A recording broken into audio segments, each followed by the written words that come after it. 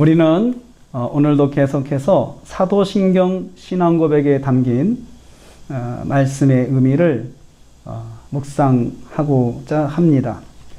이 코로나로 인해서 어려운 시기에 우리가 성도로서의 존엄성을 지키는 방법은 우리의 믿음을 바로잡고 흔들리지 않는 것이다 라고 말씀을 드렸습니다. 그래서 우리는 지금 우리의 믿음이 무엇인지 묵상하고 있습니다. 우리는 무엇을 믿는지 깊이 생각하는 시간을 갖고 있습니다. 우리는 창조주 하나님을 믿습니다. 이렇게 고백을 합니다. 하나님은 만물의 주권자로서 만물을 주관하시는 분이심을 믿는 고백입니다. 하나님은 만물의 주인으로서 역사를 주관하시고 또 우리의 모든 것을 주관하십니다. 이것을 고백하는 것이 바로 나는 창조주 하나님을 믿습니다. 이렇게 고백하는 것입니다. 우리는 하나님 아버지를 믿습니다. 창조주 하나님은 우리 아버지 되시고 우리를 만드신 분으로서 아버지 되신다라고 우리는 그렇게 고백합니다. 하나님은 아버지로서 우리와 친밀한 관계에 계셔서 언제든지 만날 수 있는 분이고 또 아버지로서 책임성이 있으셔서 우리를 책임지시는 분이 하나님이시다. 또 우리는 하나님을 아버지의 권위로 인정하고 경외하며 섬깁니다. 이렇게 고백하는 것이 하나님 아버지를 믿사오며 라고 말씀을 드렸습니다. 우리는 독생자 예수님을 믿습니다. 고백을 합니다. 예수님은 하나님이시며 그런데 예수님은 하나님께 가장 소중한 아들로 세상에 오셨습니다. 우리에게는 하나님의 강력한 사랑이 있다는 것을 의미하는 것입니다. 하나님 독생자 예수님을 우리에게 보내신 그 사랑이 우리에게 있다는 것을 말씀드립니다. 고백하는 것입니다. 우리는 주 예수님을 믿습니다. 이렇게 고백을 합니다. 예수님은 나의 삶의 주인으로서 나의 모든 것을 주관하십니다. 그래서 우리는 모든 일을 주님의 뜻에 따라 살아가고자 해야 합니다. 우리는 주님이신 주님의 말씀에 순종하며 살아가겠습니다. 이렇게 고백하는 것입니다. 또 이것은 내가 내 의지를 꺾고 주님의 뜻에 맞춰서 살아가겠습니다. 이렇게 고백하는 것이 우리 주 예수 그리스도를 믿는다. 예수를 믿는다 고백이었습니다. 우리는 또 그리스도 예수를 믿습니다. 예수님은 우리를 죄에서 구원하실 분이십니다. 예수님은 구원의 유일한 길이심을 믿는 것입니다. 또 다른 길은 없고 오직 예수님만이 구원의 길이신 것을 우리는 고백할 때 그리스도 예수를 믿습니다. 이렇게 말을 합니다. 오늘은 6번째 말씀으로서 이는 성령으로 잉태하사 동정녀에게 나시고 부분을 묵상하겠습니다. 예수님의 동정녀 탄생을 믿는 고백에 관한 묵상입니다. 오늘 말씀으로 읽은 내용에서 예수님의 탄생에 대한 비밀을 자세하게 설명하고 있습니다. 18절 말씀에 그렇게 말씀했습니다. 이렇게 시작합니다. 예수 그리스도의 나심은 이러하니라. 이렇게 말씀을 시작을 합니다. 그래서 예수님의 탄생의 비밀이 어떻게 탄생하셨는지 그 모양을 보여주고 설명해주고 있습니다. 요셉과 마리아는 약혼한 사이였습니다. 그런데 약혼자가 임신한 사실을 알게 되었습니다. 성경은 이 사실에 대해서 요셉의 반응을 말하기에 앞서 밝히는 내용이 있습니다. 성령으로 잉태된 것이 나타났다는 말입니다. 요셉이 마리아의 임신 사실을 알았을 때에 그 사실에 대해서 언급하기에 앞서서 먼저 제시한 내용은 바로 성령의 잉태됨입니다. 성령으로 잉태됨입니다. 이 사실을 알지 못하는 요셉은 마리아를 보호하고자 남모르게 파혼하고자 했습니다. 19절에 나오는 말씀입니다. 임신 사실 때문에 파혼의 사유가 될 수 있었습니다. 이 사실을 공표하여 자신의 파혼을 정당화할 수도 있었습니다. 그렇게 파혼하면 되는 것입니다. 그런데 요셉은 사람들에게 알리지 않고 비밀리에 파혼하여 마리아를 보호하고자 했습니다. 그러면 사람들은 파혼했는지 모를 것이고 시간이 지나면 자연스럽게 그냥 묻혀질 만한 일로 될 수가 있었습니다. 그런데 하나님께서 사자를 보내셔서 요셉을 만나셨습니다. 그리고 마리아의 잉태에 대해서 설명해 주셨습니다. 내 아내에게 잉태된 자는 성령으로 된 것이라 20절, 21절 말씀에 구체적으로 설명합니다. 예수님은 마리아의 몸에서 성령으로 잉태되어 세상에 태어나실 것을 알려주신 말씀입니다. 마리아가 동정녀일 때 성령으로 잉태됨으로 세상에 오신 예수님이시라는 것입니다. 이 말씀을 근거로 교회는 예수님의 탄생을 성령으로 잉태되어 세상에 오신 예수님으로 믿습니다. 예수님의 동정녀 탄생과 성령으로 잉태되심은 동전의 앞뒷면처럼 같은 의미로 따라다니는 용어입니다.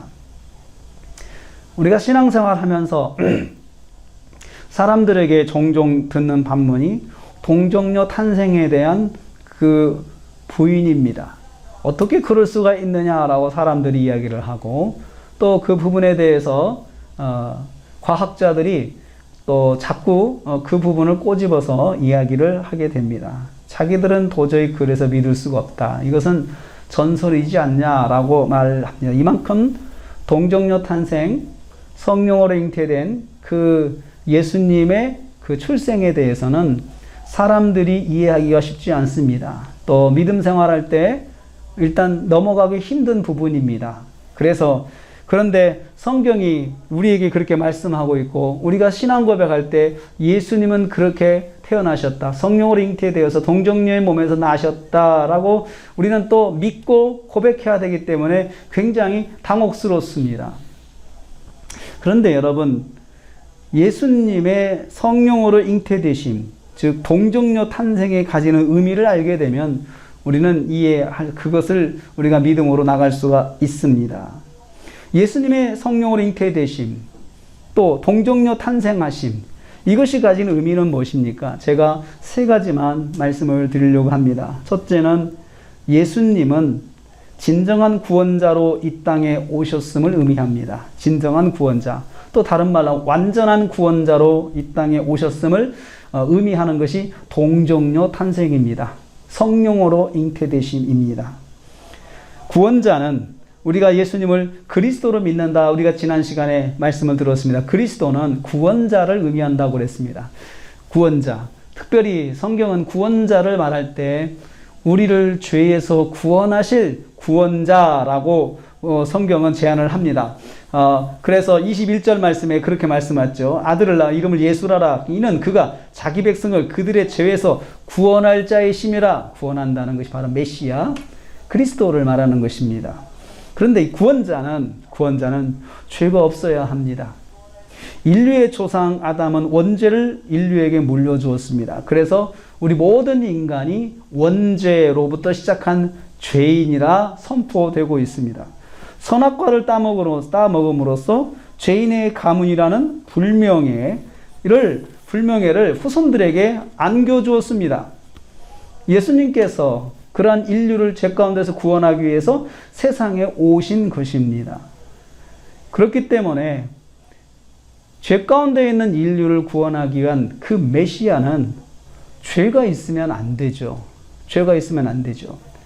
예수님께서 세상에 오신 목적에 대해서 요한복음 3장 16절이 잘 분명히 말씀해 줍니다. 하나님이 세상을 이처럼 사랑하사 독생자를 주셨으니 이는 그를 믿는 자마다 멸망치 않고 영생을 얻게 하려 함이라. 멸망치 않고 영생을 얻는다. 이것이 구원을 받는다라는 말과 똑같습니다.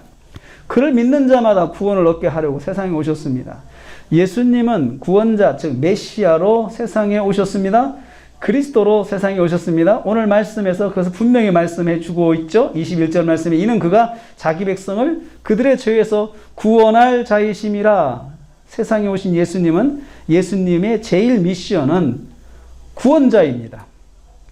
예수님의 세상에 오신 제일 미션은 구원자입니다. 이것을 성경은 반복적으로 선포하고 있습니다. 예수님이 세상에 오실 때에 신성과 인성을 겸하여 오셨습니다. 신성, 하나님의 품성, 인성, 사람의 품성을 같이 가지고 이 땅에 오셨습니다.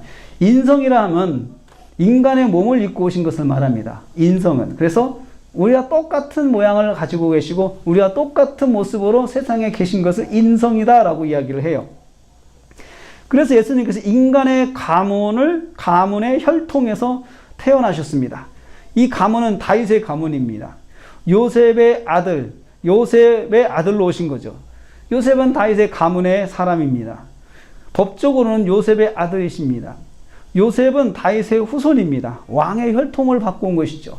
유대인들은 메시아는 다윗의 가문에서 온다는 그들의 교육이 있습니다. 그들은 그렇게 알고 있었습니다. 그래서 예수님께서 메시아로서 다윗의 가문에서 다윗의 혈통으로 오신 것입니다. 그런데 육신적인 혈통을 가지면 문제가 발생합니다. 예수님도 죄인의 후손으로 태어난다는 거죠. 그래서 육신적인 혈통으로 오게 되면 그것이 문제가 되는 거죠. 가문을 받되 죄성을 받지 않아야 구원자가 될 수 있는 것입니다. 사람으로 오실 때 알에서 태어났다든가 그렇게 하면은 가문이 없죠. 그런데 예수님께서 사람의 몸을 입고 오실 때 사람을 통해서 태어날 때 인간의 혈통을 그대로 이어받으면 죄가 있는 거잖아요. 죄가. 만일 이런 점이 무시된다면 예수님은 메시아 자격이 없습니다. 왜냐하면 모든 사람이 죄를 범하여서 하나님의 의에 이르지 못했다. 모든 사람은 죄인이다라고 선포하고 있기 때문이죠. 예수님도 다른 인간과 다르지 않게 원죄를 받고 태어나기 때문입니다. 원죄를 가진 죄인이 사람을 구원하는 일은 할 수가 없는 것입니다. 자신의 의지와 상관없이 자격이 없다는 것입니다. 하나님 앞에서 자격을 상실하게 되는 것이죠. 하나님께서 그 죄를 심판하실 것이기 때문입니다. 오히려 심판받아야 될 죄인인 거죠. 그리고 예수님이 성령으로 나지 않으시면 단지 다윗의 후손이라는 점만 남습니다. 그리고 메시아도 정치적인 메시아만 될 수 있습니다. 이스라엘의 독립운동을 해야 할 다윗의 자손밖엔 되지 않는 것입니다. 그래서 예수님께서 성령으로 잉태되신 것입니다. 인간으로 인성을 입고 오시되 죄가 없으신 몸으로 오셔야 합니다. 그래야 죄인을 구원하는 제물이 될 수가 있습니다. 구약시대 이스라엘 백성들이 받은 제사법에는 정결한 어린 양을 하나님께 제물로 드리는데 흠이 없는 어린 양으로서 예수님께서 희생의 제물로 올라가시는 것입니다. 인류 구원을 위해서 흠이 없는 제물로 자신을 드릴 수가 있는 것이죠. 예수님의 성령으로 잉태되신 동정녀 탄생을 예수님이 진정한 구원자로 오셨음을 보여주는 믿음의 고백입니다. 그래서 우리가 성령으로 잉태하사 동정녀 마리아에게 나시고 라고 고백할 때는 그것은 바로 예수님이 진정한 구원자이심을 고백하는 표현입니다. 둘째로 예수님의 동정녀 탄생을 믿는 것은 예수님만이 유일한 구원자이심을 믿는 신앙을 가지는 것입니다.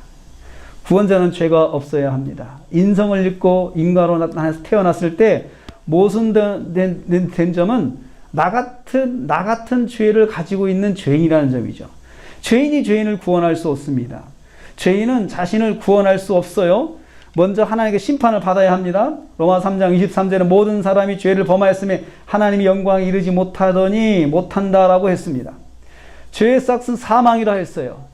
그래서 그 죄값을 지고 심판을 받고 사망의 심판을 받아야 되는데 예수님께서 그렇게 인간의 혈통을 가지고 오시면 동정녀 탄생이 아니면 동정녀 탄생하지 않으시면 그런 문제가 발생합니다. 성경은 죄가 없는 인간은 없다고 강조합니다. 모든 사람은 죄인으로서 심판을 받아야 함을 말합니다. 만일 예수님께서 죄를 가진 인간의 혈통으로 오셨다면 같은 결과를 직면해야 했습니다. 사람들도 그렇게 주장할 것이기 때문입니다. 사람들은 말할 것입니다. 죄인인 주제에 죄인이 무슨 죄인을 구원한다고 말하는지 이해할 수 없다라고 말할 것입니다. 예수님께서 성령으로 잉태되어 동정녀 탄생을 하심으로 이 모순을 해결할 수 있었습니다. 죄가 없으신 유일한 인간으로 오신 예수님입니다. 그래서 예수님은 사역하는 기간 동안에 사람들에게 죄를 사한다는 사죄의 선포를 하셨습니다. 마태복음 9장 2절에 중풍병자에게 이렇게 말씀하셨습니다. 침상에 누운 중풍병자를 사람들이 데리고 오거늘 예수께서 그들의 믿음을 보시고 중풍병자에게 이르시되 작은 자야 안심하라 내 죄 사함을 받았느니라. 예수님께서 중풍병자를 고치시면서 죄 사함을 선포하셨습니다. 같은 죄인은 절대로 할 수 없는 말입니다. 같은 죄인은 죄인을 정죄할 수도 없습니다. 먼저 자신에게 모든 오물을 봐야 하기 때문이죠. 자기도 죄인인 주제에 죄를 다스려 정당성이 없는 거죠.